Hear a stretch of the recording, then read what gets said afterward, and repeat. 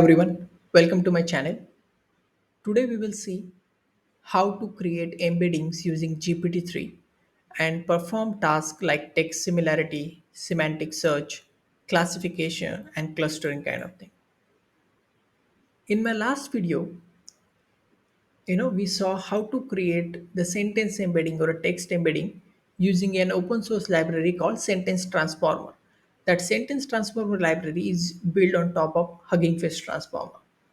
And we did the similar thing, but we use those uh, embeddings generated from those sentence transformer to perform certain tasks. If you haven't seen, I would encourage you to go and check that particular video. Then why doing embeddings using GPT-3? So the OpenAI claims that GPT-3 embeddings has outperformed the other state of the art models whatever are available. And given my experience, the I have recently built a couple of projects using GPT-3, and I know how powerful it is. And even on my channel, we have created, I think we have created 3 4 videos related to building products or building products or projects using GPT-3. So you can go and check that thing also. So again, what is an embedding? Embedding is nothing but a numerical or a vector representation of the text, and intuitively that particular vector representation represent the meaning or the information inside that particular sentence. So if you see this thing here, that creating embedding is nothing but you're going to pass your text to an embedding model here. It could be anything, a neural network and kind of stuff. Today we're going to use a GPT-3 model for that thing, and then that model, once it take that text, going to convert into the text as a vector, a numerical representation. And once you have that numerical vector representation, then you can perform a lot of things with dot vectors. You could, perform the, let's say, a dot product of vectors, and you should get how similar those vectors. You could use those vectors and feed it to the machine learning model, because your machine learning algorithm requires your text data to be represented in the form of numbers, and then you are able to convert your text into the number, and this will act as a feature vector for your machine learning algorithm, like a classification or a clustering kind of thing, right? So today we will see how to create those embeddings and perform the tasks that what I discussed earlier, right? So the how can we know whether embeddings are good or not? So if we know that the embeddings are nothing but those numerical, or those are the vectors, so if I take the distance between the two embedding vectors in that particular vector space here, let's say if I have that some vector space like this, then I assume that the the vectors represent to it, the vectors represented with respect to whatever the text we have. If that text has similar meaning in the real world, then we expect the vector representation in that vector space also have that smaller distance in that particular space, and we will see how to check that thing as we proceed further. So right, so let's start with, but again, GPT-3 provide two kinds of text embedding. So the one embedding is optimized for a similarity kind of checking, so they call it as a similarity embeddings. The other embedding is a text search embedding. Now these embeddings are optimized for semantic search, where you have embedding associated with your long documents like a web pages or any kind of document, and then other document that you want to compare is a small query, just like a Google search, right? When we go to Google, we write our query in a few words, but then it needs to check against the large web pages or the documents on the internet. So if you have something like that where you want to compare the small query, search query, with the large document, then that case GPT-3 suggests we should use the text search embeddings, right? Nothing but just nomenclature changes. So if I go to this particular page, you could see there are a couple of models available. Let me zoom it, right? So for text similarity, it's the model name starts with text similarity, and there are different types of models are available, right? And the most powerful model is this Da Vinci, and then you have this other models are available. Again, you, for a text search, the model name starts with a text search and the same naming convention, right? So these are the text search model you want to use when you want to do a searching as a a semantic search, information retrieval kind of thing. And if you want to represent let's say your sentences or the text for a machine learning algorithm as a feature, then we can use the text similarity, or comparing sentences, we can use this text similarity. So let's go back to our notebook, and let me first clear all the outputs, since I have tried this thing earlier, right? Let me clear this all the outputs, and let's install first the OpenAI thing, right? So it will install the OpenAI library. Let me clear the output. Now, once we have the OpenAI library, what we require, we're going to import that OpenAI. I'm also importing, NumPy and Pandas because we're going to need them. And then OpenAI provides some embedding utilities. One utility for getting embedding from the OpenAI, and the other to check a cosine similarity. One more thing, we also require an API key, since the GPT-3 is a kind of a service from OpenAI. To access that service, we need our API key. So if you go to your account, if you have any GPT-3 account, not GPT-3, OpenAI account, you can click on here on your profile, and you could see view API keys, and then you will have a couple of keys, or if you don't have any key, you can just create the new key. I just recently created, one key that I haven't used, and that's what we're going to use it now. You can copy that key from here, and you can simply paste that key here. That's what I did. When you deploy it, yeah, it is not expected you to keep it as a a plain text file. It might be a some secret manager on GitHub or on AWS, or maybe some environment variable. For the purpose of this video, I just put it in a plain text, because once I shoot this video, I'm going to delete that particular key. So that's what we do. So we declare an API key, and you can put that API key something like this, the OpenAI dot API key, and then assign your API key. Okay, now we all things, we have everything to get the embedding from the OpenAI. So let's focus on the first text similarity thing, right? To get the embedding for any text, or a couple of text, or a list of text, we need to use a API called OpenAI dot embedding dot create, which take your input. It could be a single sentence, or multiple sentences, or a multiple documents, you can call it. And then the engine is the model that we want to use. If you could remember, this is what I'm talking about. This model is nothing but the engine variable, right? And so we're going to use, let me delete this one. Yeah, we're going to use the text similarity Da Vinci model, which is, I think, text similarity Da Vinci, which is the most powerful model what they have, and that particular version. So let's pass this list of sentences, and we should get in the response from the GPT-3 the embedding associated with them. That response will have a data variable which contains our list of embeddings. So let's see the type of this particular. So a type is a list, because we have a multiple sentences. That's why we are getting list as a type. And what is the length of it? The length of it is 4, because we have passed 4 sentences. Now, if you look at the one element in that list, let's see what its type. So that type is very specific to OpenAI object. But I know that it's a dictionary, and we can check the keys of that particular object.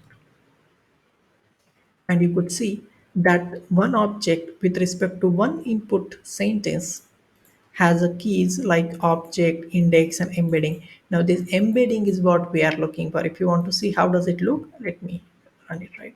So it's just the bunch of numbers, right, the real vector, real number vectors, right. So let me clear this thing. We are not going to understand what it is. Okay, so enough. Now we know how to get embedding from our response. So let's take those 4 embeddings, 0, 1, 2, 3, and let's create a new variable a b c d here, so that we know these are 4 sentences and there are 4 embeddings, and then we can play around them. Let me run this thing.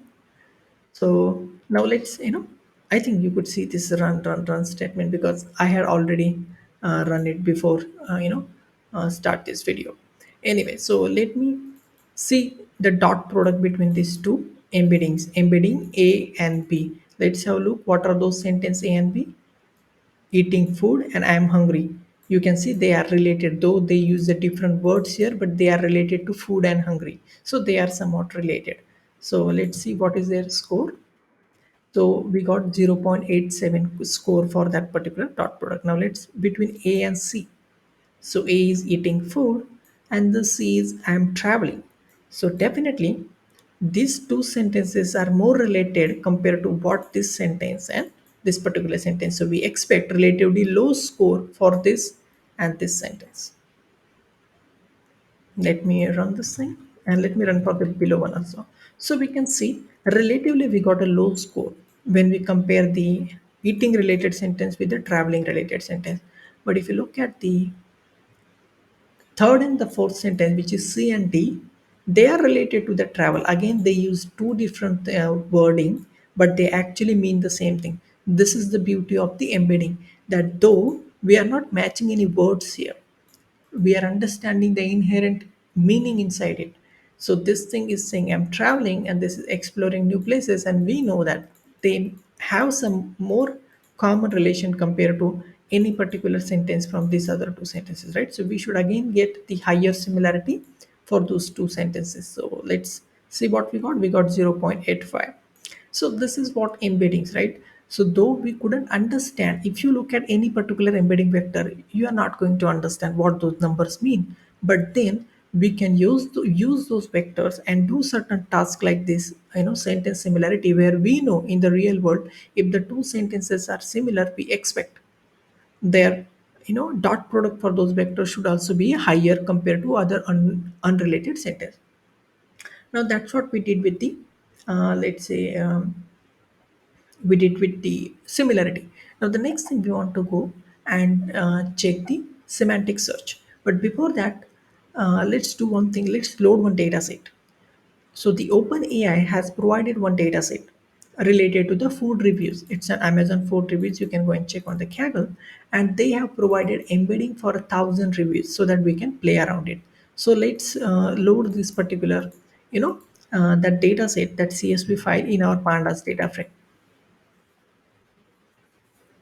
Okay, so we have this particular data frame. You could see what we have: some product ID and some user ID who gave that particular review. The review score, which is 1 to 5 score associated with the review. I think this is the summary, means the title of the review, and this is the actual content of that review. And then this is the combined column, which is nothing but combining both summary and text together, right? And the number of tokens it has inside it. This is the Babbage similarity and the Babbage search. So they give us two embedding for the same thing. For this combined thing, we got two embedding. One is when you want to check the similarity between the sentences. The one is useful when you want to do a semantic search, that is the Babbage search. And what is this Babbage? It is one of the model actually available there. You could say this one. Okay, so we have both the purpose embedding that we can use the down. Let's use them. Now, what we will do, so we know that this particular data set we have loaded, and you could see this list of numbers. But what we will do, we will see what is the data type of that number. So I am, accessing the first row and just checking what is inside this Babbage search. And let's check its type. It's actually string, but we want it to be a list or an array. So let's change that data type. So we're going to change it for both the embedding column, the Babbage search column and the Babbage similarity embedding column. How we do it in Python? We call the eval method on each of these things. So evaluate means what? If it has some valid Python expression, it will get evaluated in that particular column. And that list representation is a valid Python thing. So that will convert into the list. So each of this embedding, which is a string, now get converted into the list. And finally, we again apply one more function on that each embedding is the numpy array. So now we get each thing embedding converted from string to a proper numpy representation, so that we don't have any problem once we're going to perform certain operations on them. Let's again check the data type. Now we could see it has converted from string to numpy and dimensional array. Now focus on the particular task, which is the semantic search. So semantic search, is a task like our Google search is also a semantic search, right? Where you have a huge document, few thousands of or few millions of documents, and then you have some search query, and you want to see what are the most relevant documents you have with respect to that query, and that's what the semantic search does. And we're going to do the same thing here. Okay, so what we'll do, we have one function which is going to search reviews, because what embedding we have is related to the reviews. It's going to take our data frame, this particular where we have all the embeddings pre-calculated. You can think of it could be a data frame, it could be a database where all the embeddings are there. And I think there are now spatial databases created for the vectors. I think you can call them vector database. There are a couple of databases are available. But think of this is our document store, this data frame which contains our embedding, right? And so we take that function takes that document store as an input and the our search query that we want to search inside that particular document store. And the n is actually the number of results that we want to return. So n is equal to 3 means we want to return the top 3 documents or the top 3 reviews. In this case is what matching with that search query. Again, so first thing, we have already pre-calculated embedding for them, but we need to calculate embedding for the search query that user is making.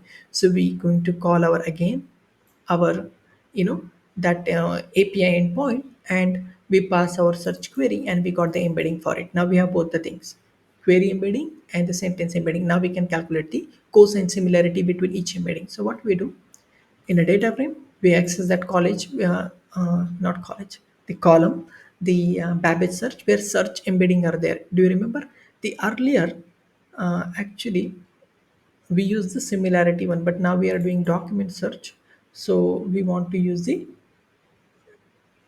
search embeddings here because they are good for the document retrieval or information retrieval kind of thing. And then for each of this embedding we apply this function. What it does, it takes that embedding which is x and then calculate the cosine similarity between that particular embedding and the query embedding which we got here. So eventually for each embedding or each review we got some similarity score which we store in the newly created column. And then we want to sort this data frame on that similarity score and take only the top 3, and we have already sorted in ascending order, so we're going to get the top 3 reviews which is matching with our search criteria. That's what this function does.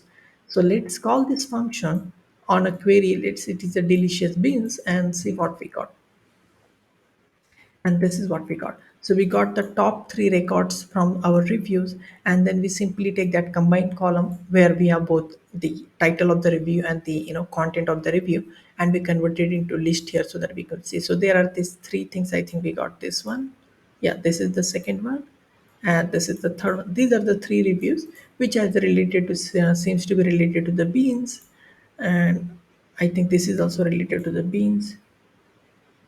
Delicious beans, do we have, yeah, the beans. So this is how it is able to find out. Now we could see this was the Babbage. If it was Da Vinci it could be superior compared to that Babbage particular thing. So this is how we could perform a semantic search. So if you want to solve any, let's say, you have a document, the first thing you want to do is to find out the embedding for a document. That's a one-time task.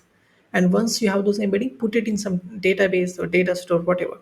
And then next time when user search query comes, you need to calculate the embedding for that search query in real time. Calculate that embedding, compare with each of the embedding you have in your document store, and return the top or the relevant documents. That's it. That's a semantic search. Now let's focus on the classification. How do we use this embedding to perform a classification task, right? And we know that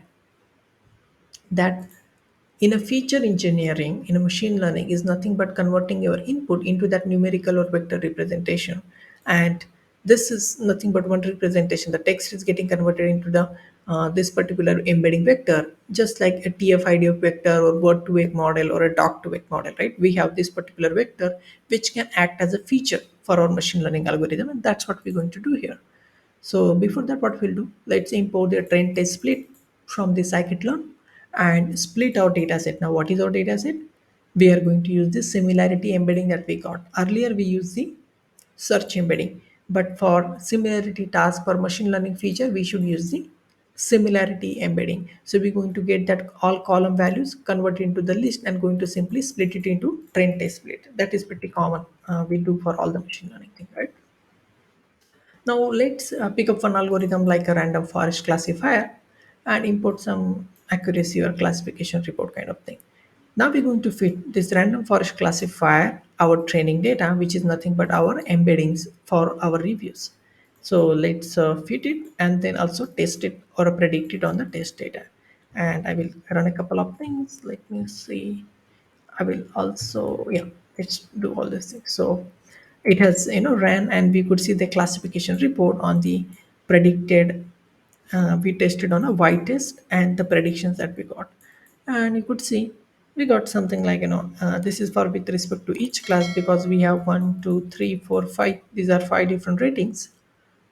Around 79% we're getting precision and 80% recall and all these things. So it's not more about how much accuracy we got. The first of all, we had only 1,000 examples.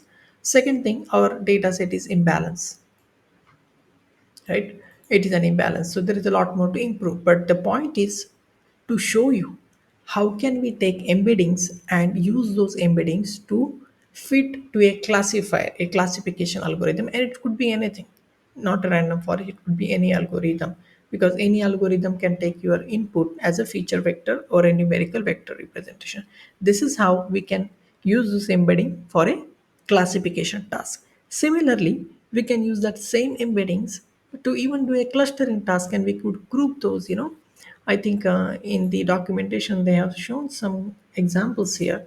Yeah, what they did actually, they use the dbpedia, which is nothing but a structured information on top of Wikipedia, and they took some text snippet related to the animal, athletes, and some different kind of, and they could see they are grouped together, all transportation related sentences grouped together. Okay, so you could even cluster them meaningfully, so we will do that thing also, but we are not going to do on this, whole this 1,000 examples. It's hard to interpret, so we will have a couple of examples, the similar examples what we saw in the sentence transformer, and we will do a clustering on those example by finding the embedding for them. So let's do that thing. So we have this couple of sentences that we have also seen in our last video. They are easy to interpret. That's why I'm using them, and I got them from this particular Stack Overflow question. So let's import the k-means algorithm. That is the simplest clustering algorithm what we have to show you the demo. So, but first to fit it to the k-means, we need embedding for our sentences. So let's call the GPT-3 endpoint OpenAI embedding create, and we want to create give input our corpus, which is nothing but our list of examples. So let's run this thing and let's get the embeddings for them. So finally we got the embedding from OpenAI, and what we will do, and earlier we have shown right, this particular list of embedding, and that each of the object has an embedding field we have checked earlier. So let's take that embedding field and put it in a corpus embedding here, and then what we do, we normalize those embeddings. Since we are dealing with the distance based metric, it's better when our vector or the numbers are normalized. So that's what we're going to do. Okay, so we got the normalized embedding, right? Now we can fit this embedding to our k-means algorithm. So let's declare cluster is equal to, let's say we want to create the three clusters, right? We're going to fit our corpus embedding here, right? And finally, we will going to get the cluster assignment, nothing but we will get each sentence assigned to which cluster. So we could see the a couple of sentences in the starting they got assigned to the cluster ID 1. Since there are three cluster 0, 1 and 2, those are their IDs. But this is hard to interpret. Let me run the below line also, and then we will see what I am doing. So in the below code, what it did actually, it took this cluster assignment, and what it did, it separated all the examples. So all the things goes to the cluster 0, we all put it in this list, and all goes to the 1, we put it this way. How we did? We iterate through our cluster assignment, these numbers here, right? And we also declared one empty dictionary. Then what we will do, we will take the one each cluster ID that we got it here, and we going to put that cluster ID here, and with respect to that cluster ID, we're going to declare an empty list, because this is where we want to put all the sentences, assigned in that cluster. And then we will do that particular cluster ID, and we will append the sentence ID, and pass to the corpus. So corpus is our list, right? So let's imagine this particular thing came, let's say we are here somewhere, right? So it is 0, 1, 2, 3, 4. Fourth is the index of our corpus, and this is the thing, right? So what will happen, the in that dictionary, the second key here, we're going to append a sentence of index fourth from our corpus, and that will go there. And you could see now output that zeroth cluster we have monkey playing some drum, gorilla doing something here, cheetah. Okay, so seem to be this first cluster is related to the animals and zoo. That's what it does. You can see animals and zoo. What is the second cluster here? It does. This is something related to the man eating something. This is also eating. Seems to be this is related to the man because no, but we can also see okay, this is the combination of man and eating. You have all the sentences related to the man and all the things related to the eating. Then what is the other group we got? Where we have woman, girl carrying a baby and the baby. Okay, so this is related to the eating and female. This is eating and male. This is what we got. What if we had a four cluster? How would it separated? Let's compare. Let's see what happened if we go the four cluster. Then again that woman and eating is still there. Either that cluster didn't change. The horse and the main is also didn't change. So eating man remain the same, woman and eating remain the same, but this cluster got split. This one got split into two more clusters, I think. So in one cluster we got cheetah related all things, cheetah and horse I think also. But the new cluster we got where animal playing with some instrument.